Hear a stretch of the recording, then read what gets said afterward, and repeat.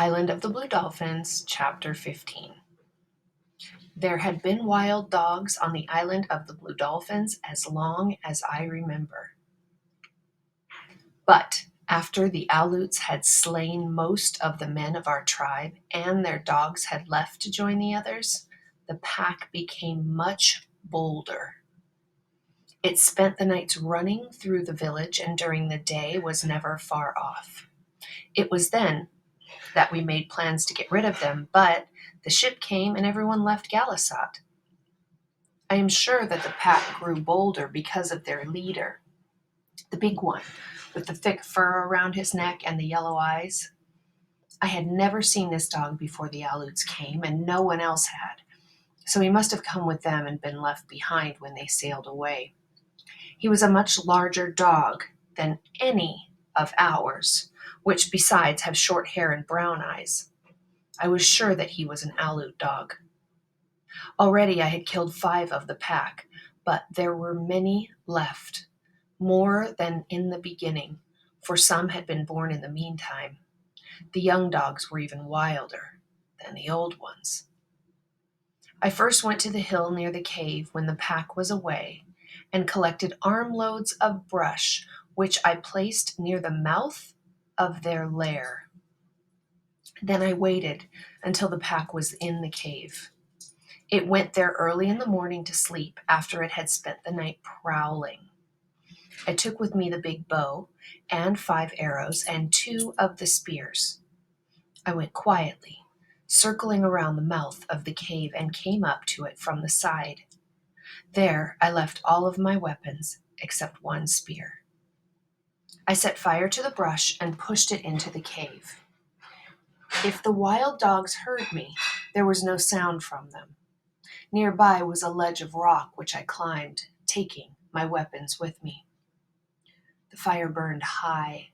Some of the smoke trailed out over the hill, but much of it stayed in the cave. Soon the pack would have to leave.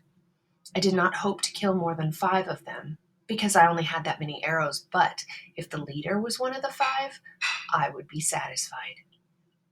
It might be wiser if I waited and saved all my arrows for him, and this I decided to do. None of the dogs appeared before the fire died. Then 3 ran out and away. 7 more followed, and a long time afterwards, a like number. There were many more left still in the cave. The leader came next. Unlike the others, he did not run away. He jumped over the ashes and stood at the mouth of the cave, sniffing the air. I was so close to him that I could see his nose quivering, but he did not see me until I raised my bow. Fortunately, I did not frighten him. He stood facing me, his front legs spread as if he were ready to spring. His yellow eyes narrowed to slits. The arrow struck him in the chest. He turned away from me, took 1 step, and fell. I sent another arrow toward him, which went wide. At this time, 3 more dogs trotted out of the cave. I used the last of my arrows and I killed 2 of them. Carrying both of the spears, I climbed down from the ledge and went through the brush to the place where the leader had fallen. He was not there. While I had been shooting at the other dogs, he had gone. He could not have gone far because of his wound, but though I looked everywhere, around the ledge where I had been standing and in front of the cave, I did not find him. I waited for a long time and then went inside the cave. It was deep, but I could see clearly. Far back in a corner was the half-eaten carcass of a fox. Beside it was a black dog with 4 gray pups. One of the pups came slowly toward me, a round ball of fur that I could have held in my hand. I wanted to hold it, but the mother leaped to her feet and bared her teeth. I raised my spear as I backed out of the cave, yet I did not use it. The wounded leader was not there. Night was coming, and I left the cave, going along the foot of the hill that led to the cliff. I had not gone far on this trail that the wild dogs used when I saw the broken shaft of an arrow. It had been gnawed off near the tip, and I knew it was from the arrow which had wounded the leader. Farther on, I saw his tracks in the dust. They were uneven, as if he were traveling slowly. I followed them toward the cliff, but finally lost them in the darkness. The next day and the next it rained, and I did not go look for him. I spent those days making more arrows, and on the third day, with these arrows and my spear, I went out along the trail the wild dogs had made to and from my house.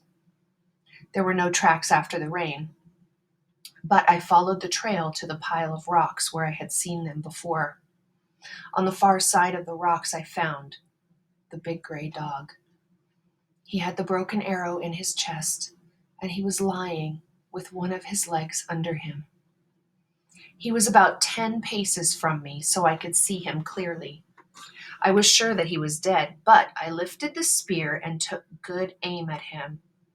Just as I was about to throw the spear, he raised his head a little from the earth and then let it drop. This surprised me greatly, and I stood there for a while, not knowing what to do, whether to use the spear or my bow. I was used to animals playing dead until they suddenly turned on you or ran away. The spear was the better of the two weapons at this distance, but I could not use it as well as the other, so I climbed onto the rocks where I could see him if he ran. I placed my feet carefully. I had a second arrow ready should I need it. I fitted an arrow and I pulled back the string, aiming at his head. Why I did not send the arrow, I cannot say. I stood on the rock with the bow pulled back, and my hand would not let it go. The big dog lay there and did not move, and this may be the reason. If he had gotten up, I would have killed him. I stood there for a long time looking down at him, and then I climbed off the rocks. He did not move when I went up to him, nor could I see him breathing until I was very close. The head of the arrow was in his chest, and the broken shaft was covered with blood. The thick fur around his neck was matted from the rain. I do not think that he knew I was picking him up, for his body was limp, as if he were dead. He was very heavy, and the only way I could lift him was by kneeling and putting his legs around my shoulders. In this manner, stopping to rest when I was tired, I carried him to the headland. I could not get through the opening under the fence, so I cut the bindings and I lifted out two of the whale ribs and thus took him into the house. He did not look at me or raise his head when I laid him on the floor, but his mouth was open and he was breathing. The arrow had a small point, which was fortunate, and came out easily, though it had gone deep. He did not move while I did this, nor afterwards, as I cleaned the wound with a peeled stick from a coral bush. This bush has poisonous berries, yet its wood often heals wounds that nothing else will. I had not gathered food for many days, and the baskets were empty, so I left water for the dog, and after mending the fence, went down to the sea. I had no thought that he would live, and I did not care. All day I was among the rocks gathering shellfish, and only once did I think of the wounded dog, my enemy, lying there in the house, and then to wonder why I had not killed him. He was still alive when I got back, though he had not moved from the place where I had left him. Again I cleaned the wound with a coral twig. I then lifted his head and put water in his mouth, which he swallowed. This was the first time that he had looked at me since the time I had found him on the trail. His eyes were sunken, and they looked out at me from far back in his head. Before I went to sleep, I gave him more water. In the morning, I left food for him when I went down to the sea, and when I came home, he had eaten it. He was lying in the corner watching me. While I made a fire and cooked my supper, he watched me. His yellow eyes followed me wherever I moved. That night, I slept on the rock, for I was afraid of him, and at dawn, as I went out, I left the hole under the fence open so he could go. but he was there when I got back, lying in the sun with his head on his paws. I had speared 2 fish, which I cooked for my supper. Since he was very thin, I gave him one of them, and after he had eaten it, he came over and lay down by the fire, watching me with his yellow eyes that were very narrow and slanted up at the corners. 4 nights I slept on the rock, and every morning I left the hole under the fence open so he could leave. Each day I speared a fish for him, and when I got home, he was always at the fence waiting for it. He would not take the fish from me, so I had to put it on the ground. Once I held my hand out to him, but at this he backed away and showed his teeth. On the 4th day, when I came back from the rocks early, he was not there at the fence waiting. A strange feeling came over me. Always before, when I returned, I had hoped that he would be gone. But now, as I crawled under the fence, I did not feel the same. I called out, "Dog, dog," for I had no other name for him. I ran toward the house, calling it. He was inside. He was just getting to his feet, stretching himself and yawning. He looked first at the fish I carried, and then at me, and moved his tail. That night I stayed in the house. Before I fell asleep, I thought of a name for him, for I could not call him Dog.